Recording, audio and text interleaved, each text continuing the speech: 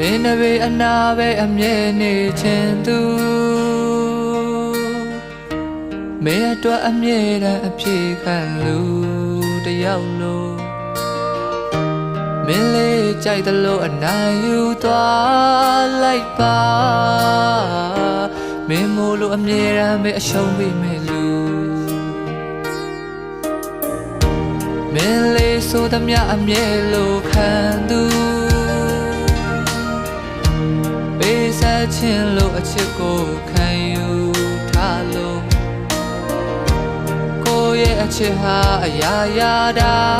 င်းနဲ့နိုင်ရှင်ရဲ့အလုံးအသေးမွားပဲရှိတော့တလို့